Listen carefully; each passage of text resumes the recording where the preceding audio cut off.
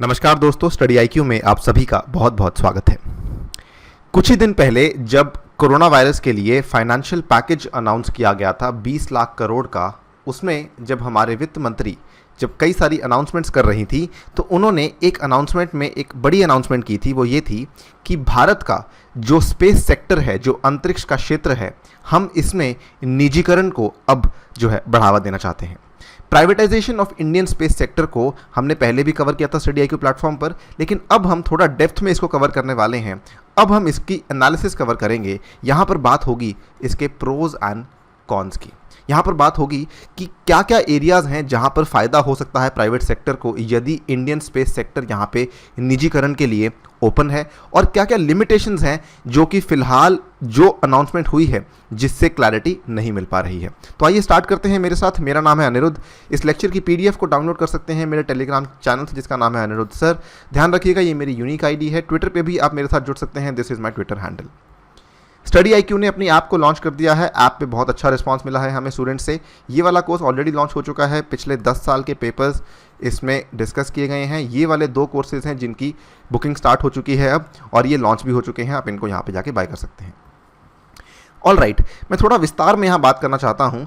इसरो फिलहाल जो हमारा स्पेस सेक्टर है, जो हमारा अंतरिक्ष का क्षेत्र है, इसमें केवल और केवल भारत की एक अकेली ऑर्गेनाइजेशन काम करती है जो कि गवर्नमेंट की ऑर्गेनाइजेशन है जिसका नाम है ISRO, Indian space research organisation, जो बेसिकली कह सकते हैं जिसने अपना जो जर्नी है वो 1962 में शुरू की थी।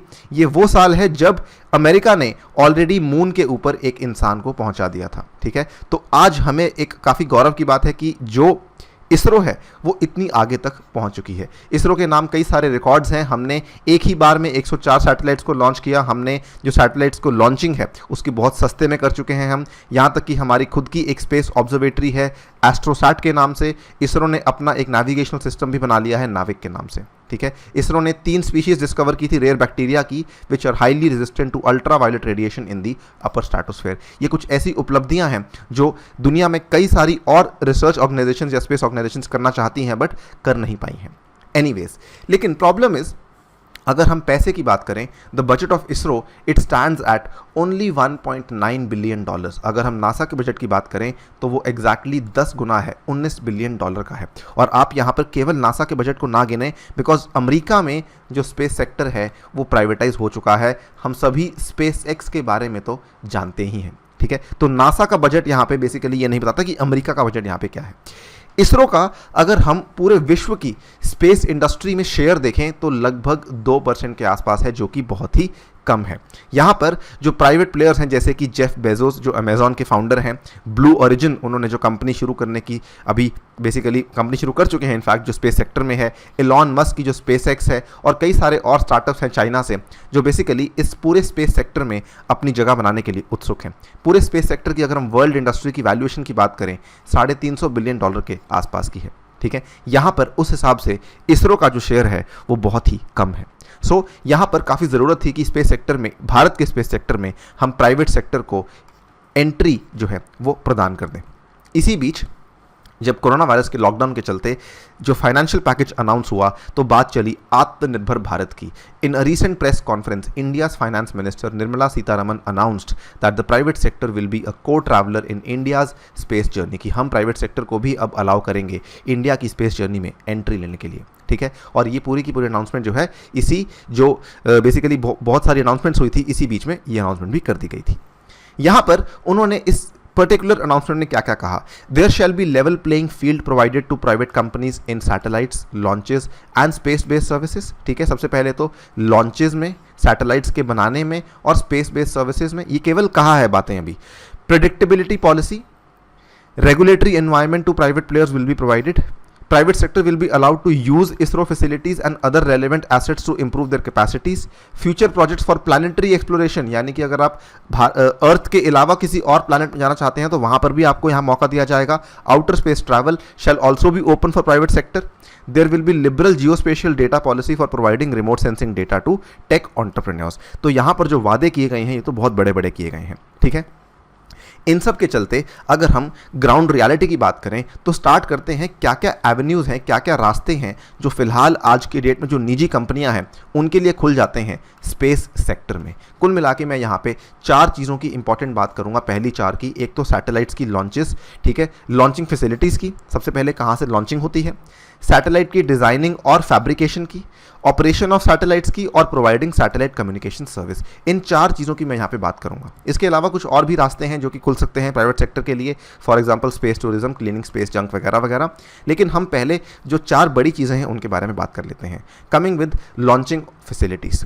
लॉन्चिंग फैसिलिटीज़ की अगर हम बात करें, आज की डेट में इसरो कंप्लीटली डिपेंड करता है केवल 2 इंपॉर्टेंट व्हीकल्स के ऊपर। एक है PSLV और दूसरा है GSLV की सीरीज़, ठीक है। इवन दो हम मानते हैं कि इसरो ने काफ़ी इनोवेशन कर ली है और काफ़ी अच्छा काम कर लिया है केवल PSLV और GSLV के साथ ही, क्योंकि कई सारी बड़ी बड़ी ऑर्गेनाइजेशन जो हैं वो यहाँ पर इससे कई ज़्यादा पावरफुल रॉकेट्स के साथ इंटरप्लैनेटरी एक्सप्लोरेशन उन्होंने की हैं। लेकिन इसरो ने बहुत ही कम पावर वाली रॉकेट के साथ, बहुत ही कम शक्तिशाली रॉकेट के साथ इंटरप्लैनेटरी और deep space exploration already achieve कर ली है, ठीक है। अगर हम देखें प्रॉब्लम यहाँ पे क्या आती है कि हमने पिछले 27 साल में कोई भी ऐसा इंजन डेवलप नहीं किया है जो कि विकास इंजन से भी ज़्यादा स्ट्रांग हो, ठीक है। और तो और अगर आज की डेट में हमारी कोई सैटेलाइट 4 टन से अधिक होती है, ठीक है, 4000 किलो से अधिक की कोई सैटेलाइट होती है, तो हमें यहाँ पे फ्रेंच का रॉकेट है एरियान 5, इसके ऊपर डिपेंड करना ही पड़ता है। सो बेसिकली हम आत्मनिर्भरता से इस सेक्टर में काफ़ी दूर हैं। वहीं अगर हम कंपैरिजन के नाम पे देखें, प्राइवेट सेक्टर अगर दुनिया भर में देखें, स्पेसएक्स का नाम सबसे पहले सामने आता है। उनका जो सबसे फेमस रॉकेट है फैल्कन 9, और ये उनका सबसे छोटा रॉकेट है। ये इसकी जो क्षमता है वो हमारे सबसे पावरफुल रॉकेट से भी 2 गुनी है। हमारा सबसे पावरफुल रॉकेट GSLV Mark 3 है और फैल्कन 9 जो कि स्पेसएक्स का सबसे छोटा रॉकेट है, उसकी क्षमता भी 2 गुना है। वो 2 गुना ज़्यादा पेलोड कैरी कर सकता है। और स्पेसएक्स का जो सबसे पावरफुल रॉकेट है जिसका नाम फैल्कन हैवी है, it can lift 6 times as much payload as the Mark 3। तो ये ऑब्वियसली काफ़ी बड़ी बात है। स्पेसएक्स एक प्राइवेट कंपनी है जो कि इतना बेहतर कर पा रही है। अगर प्राइवेट सेक्टर पार्टिसिपेट करता है, अगर यहाँ पर निजी क्षेत्र की भागीदारी भारत के अंतरिक्ष क्षेत्र में होती है, सो डेफिनेटली मैं मानता हूँ कि यहाँ पर इंप्रूवमेंट होने का पूरा स्कोप है। तो ये तो हुई पहली बात। अगर हम दूसरी बात करें सैटेलाइट की डिज़ाइनिंग और फैब्रिकेशन की, तो सैटेलाइट डिज़ाइनिंग और फैब्रिकेशन में हुआ क्या है, ISRO has been designing and fabricating a wide range of them that are being used for communication, imaging, weather monitoring and so on, ठीक है। लेकिन यहाँ पर भी अभी तक ये फील्ड ऑब्वियसली प्राइवेट सेक्टर को ओपन नहीं की गई थी। Till now very few private companies are there in assembly of satellites, ठीक है। Private sector along with ISRO can cater the demand of the domestic as well as foreign clients. अगर हम यहाँ पर डिज़ाइनिंग और फैब्रिकेशन के क्षेत्र में प्राइवेट सेक्टर को अलाउ करते हैं तो ना केवल हमारे घरेलू डिमांड्स को बल्कि हम दुनिया भर की डिमांड्स को भी यहाँ पर पूरा करने की क्षमता रखते हैं। And also help in increasing the capabilities of Indian space sector, ठीक है। फॉर एग्जांपल अगर हम बोइंग का ही एग्जांपल देख लें तो बोइंग जो है आज की डेट में वो केवल अमेरिका की डिमांड्स को पूरा नहीं करता, वो दुनिया भर की डिमांड्स को पूरा करता है। जहाँ पर भी एरोप्लेन्स की रिक्वायरमेंट है बोइंग प्रोवाइड कर रहा है, ठीक है। Coming to operation of satellites, तीसरी इंपॉर्टेंट चीज़, ये बेसिकली बात कर रहा हूँ मैं यहाँ पे फ़ायदे क्या क्या हो सकते हैं, कौन से क्षेत्र हैं जो कि खुल सकते हैं यहाँ पर प्राइवेट सेक्टर के लिए। डॉक्टर मिलस्वामी अनादुराई रिटायर्ड डायरेक्टर हैं UR राव सैटेलाइट सेंटर के। इन्होंने कहा है कि उपग्रहों के संचालन के लिए हमें बहुत अच्छा कम्युनिकेशन, बहुत अच्छे ग्राउंड स्टेशंस और हमें बहुत अच्छा बुनियादी ढांचा यहाँ पर चाहिए, ठीक है। इस केस में प्राइवेट सेक्टर काफ़ी ज़्यादा मददगार हो सकता है, काफ़ी सहयोग यहाँ पे कर सकता है। Development of ground stations, terminals and software are also a big avenue for the private sector to explore. और यहाँ पे जैसे जैसे कॉम्पिटिशन आएगा, तो अगर प्राइवेट सेक्टर में कंपटीशन आएगा तो जो कमियां यहाँ पे इसरो की हैं उनको भी यहाँ पे पूरा किया जा सकता है। The competition arising from ideas is required to shake the inertia of ISRO. ये खुद मानते हैं कि इसरो जो है वो अपने बेस्ट को अटेन नहीं कर पा रहा है, कंपटीशन की वजह से यहाँ पर शायद इसको एक अच्छा पुश मिल जाएगा। और चौथी चीज़ है providing satellite communication service. These services include leasing transponders for TV broadcasting, broadband services and many other ways of generating income. तो ये चौथा एरिया है जहाँ पर अगर इसरो बेसिकली प्राइवेट सेक्टर को ओपन करता है तो यहाँ पर भी फायदा हो सकता है। Private sector can also participate in other program such as village resource centre. It can also use the data from the satellite, process it and analyse the data for further use. तो कई सारे scope यहाँ पे private sector के लिए खुल जाते हैं, कई सारे दायरे यहाँ पे बढ़ जाते हैं। लेकिन प्रॉब्लम आती है यहाँ पर कि इश्यूज क्या क्या हैं। अभी तक मैंने आपको शुरुआत में कहा था कि वित्त मंत्री ने जो भी स्टेटमेंट्स दिए हैं वो केवल अभी तक कहे हैं, लेकिन इसमें भी कुछ कुछ मुद्दे हैं। सबसे पहले अगर हम बात करें, right now ISRO thinks they will use the suppliers only as manufacturing और सर्विस पार्टनर्स। ठीक है, कहने का मतलब आपने एक चीज सुनी होगी, एंसिलरी सर्विसेज। अभी जो प्राइवेट सेक्टर को फिलहाल शुरुआत दे रहे हैं ये लोग, ये केवल एंसिलरी सर्विसेज के लिए दे रहे हैं। बेसिकली जो भी आईपी है, इंटेलेक्चुअल प्रॉपर्टी जो भी है, उसका नियंत्रण तो इसरो के पास ही होगा, उसका कंट्रोल तो इसरो के पास ही होगा। और जो छोटे मोटे साइड वाले काम हैं, जिसको हम सप्लीमेंट्री काम बोल देते हैं, जो प्राइमरी काम यहाँ पे नहीं है, वो वाले काम जो हैं, बेसिकली जो इसरो के टेक्नीशियंस हैं, उनको हम रिप्लेस कर रहे हैं प्राइवेट सेक्टर के साथ। यानी कि हम कहने के लिए तो प्राइवेट सेक्टर को ओपन कर रहे हैं, लेकिन अगर हम रियलिटी देखें तो प्राइवेट सेक्टर को हम ज़्यादा बेसिकली यहाँ पे रूम दे ही नहीं रहे। This means most suppliers have no real IP of their own and they will just depend on cost plus contracts from ISRO for business. ठीक है, तो ये बेसिकली ज़्यादा फायदा इनको नहीं होगा प्राइवेट सेक्टर को यहाँ पे आने के लिए। तो हो सकता है वो शायद यहाँ पे एंट्री करने से पहले थोड़ा हिचकिचाएं।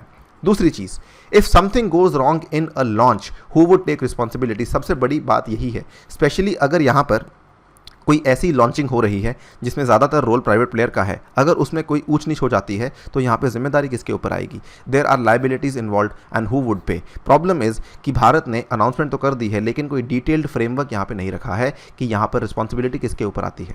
There are so many commitments involve and our country would be answerable for any damage which may arise. Another issue is managing the vital frequency spectrum. हमने यहाँ पर अनाउंसमेंट तो कर दी है, लेकिन हमने उसके आसपास की जो चीज़ें हैं जो कि इन्वॉल्व हैं इन पूरे चीज़ में, क्या उसको लेके हमने कोई अनाउंसमेंट की है? क्या उसको लेके हमने कोई गारंटी दी है प्राइवेट सेक्टर को?